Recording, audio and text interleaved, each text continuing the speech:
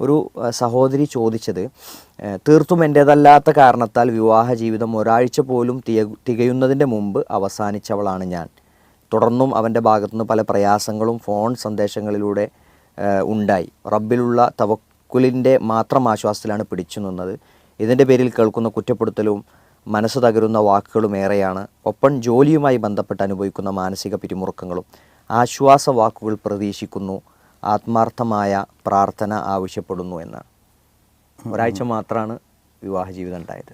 എന്തായാലും വിവാഹത്തിൽ ചില പ്രശ്നങ്ങളുണ്ടെന്ന് മനസ്സിലാക്കി കഴിഞ്ഞാൽ സ്വാഭാവികമായും അതിൻ്റെ പരിഹാരങ്ങളിലേക്ക് കടക്കണം.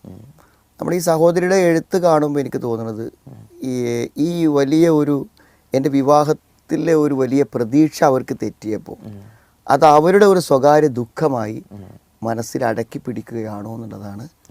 അത് കേൾക്കും മനസ്സിലാവണം. അള്ളാഹു എന്തായാലും അവിടെ കാര്യങ്ങൾ എളുപ്പമാക്കി കൊടുക്കട്ടെ, അപ്പം അത് നന്നായി കൊടുക്കട്ടെ നമ്മൾ പ്രാർത്ഥിക്കുകയാണ്. അവിടെ എനിക്ക് തോന്നുന്നത് എന്താ അറിയോ, ഒരു ജീവിതത്തിൻ്റെ ആരംഭത്തിലേക്ക് കിടക്കുമ്പോൾ അത് വളരെ നിർണായകമായ ഒരു കാര്യമാണല്ലോ.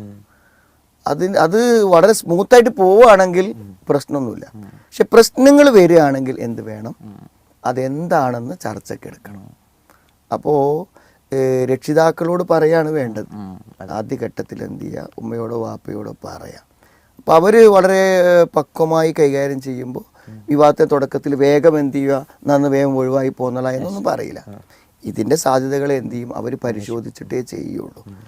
ഈ വിവാഹം എന്ന് പറയുമ്പോൾ ആർക്കും ഇതത്ര എക്സ്പീരിയൻസ്ഡ് അല്ലല്ലോ, ആദ്യത്തെ അനുഭവമല്ലേ.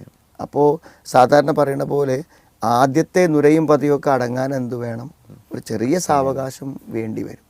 അപ്പോൾ ആ ഒരു സാവകാശം ഒരാഴ്ച കൊണ്ട് നമുക്ക് തീരുമാനമാക്കാൻ പറ്റിയ കാര്യമില്ല. ഒരു സാവകാശത്തിൽ എന്ത് ചെയ്യണം, കാത്തിരിക്കണം. അപ്പോൾ എന്താണ് ഇവരുടെ വിവാഹത്തിലെ പ്രശ്നമെന്നതിൽ പറയണില്ലല്ലോ, സൂചനകൾ എന്തെങ്കിലും ഉണ്ടോ? അവരുടെ ഭർത്താവിൻ്റെ ലവ് അഫെയർ ആണ് കാരണം എന്നുള്ളതാണ് അതിൽ. അത് ശരി. അങ്ങനെയാണെങ്കിൽ അത് പരിശോധിക്കപ്പെടേണ്ടതാണ്. കാരണം അയാൾക്ക് വേറൊരു ബന്ധമുണ്ട്, അവരുമായിട്ട് ബന്ധപ്പെടുന്നുണ്ട്, ചാറ്റ് ചെയ്യുന്നുണ്ട് എന്ന് അറിയുകയാണെങ്കിൽ അത് വളരെ സീരിയസ് ആയ സംഗതിയാണ്. അപ്പോൾ അത് ഇപ്പോൾ ഈ തുടക്കത്തിൽ കാണുമ്പോൾ ഇങ്ങനൊരു വൈഫ് വന്ന ആദ്യ നാളുകളിൽ പോലും അയാൾക്ക് അവളെ വേണ്ടാന്നുണ്ടെങ്കിൽ, ഏതൊരാളെ സംബന്ധിച്ചിടത്തോളം വിവാഹം കഴിഞ്ഞാലൊരു ഹണിമൂൺ സമയം ഉണ്ടാവുമല്ലോ, ആ സന്ദർഭത്തിൽ പോലും അയാൾ വേറൊരു പെൺകുട്ടിയെ ചാറ്റ് ചെയ്യുന്നു എന്നുള്ളത് ഒരു യാഥാർത്ഥ്യമാണെങ്കിൽ, ഒരു സംശയമല്ല, ഒരു യാഥാർത്ഥ്യമാണെങ്കിൽ അത് പുനഃപരിശോധിക്കപ്പെടേണ്ടതുണ്ടെന്നുള്ളതാണ്. തീർച്ചയായും ആ വിവരം തെളിവോടുകൂടെ പാരൻസിനെ ബോധ്യപ്പെടുത്തുകയും ആ ചർച്ച ചെയ്യുകയും വളരെ വൈകാരികമാകാതെ അയാളുടെ അഭിമാനത്തിനൊന്നും പ്രശ്നം വരാതെ എന്ത് ചെയ്യുക, ആളുകൾ ആരെങ്കിലും മധ്യസ്ഥന്മാരെ ഇടപെടിച്ച് സംസാരിച്ച് അയാൾക്ക് നല്ലൊരു കൗൺസിലിംഗ് കൊടുത്ത് അയാളെ പിന്തിരിപ്പിച്ച് നല്ല നിലക്ക് കൊണ്ടുപോകാൻ പറ്റുമെങ്കിൽ എന്തായാലും നന്നായിരിക്കും തോന്നുന്നുണ്ട്. കാരണം ഒരു യുവാവിനെ സംബന്ധിച്ചിടത്തോളം അയാൾക്കൊരു അഫെയർ ഉണ്ടെങ്കിൽ അയാൾ അതുതന്നെയാണ് സാധാരണ കല്യാണം കഴിക്കൽ. അപ്പോൾ ഇദ്ദേഹത്തിന് എന്തെങ്കിലും തടസ്സങ്ങൾ ഉണ്ടാകും അതോടെ മുന്നോട്ട് പോകാൻ. അത് ചിലപ്പോൾ വിവാഹിതയായൊരു സ്ത്രീ ആവുക, അങ്ങനെയൊക്കെ ഉണ്ടാവുമല്ലോ. അപ്പോൾ അങ്ങനെയൊക്കെ ഉണ്ടെങ്കിൽ ആയിരിക്കും പൊതുവെ ഇങ്ങനെ വരിക. അപ്പോൾ അതുകൊണ്ട് സ്വാഭാവികമായും എന്ത് ചെയ്യും, ഇത് ശരിക്ക് പരിശോധിച്ച് അതിനൊരു പരിഹാരം ഉണ്ടാക്കുക തന്നെ വേണം.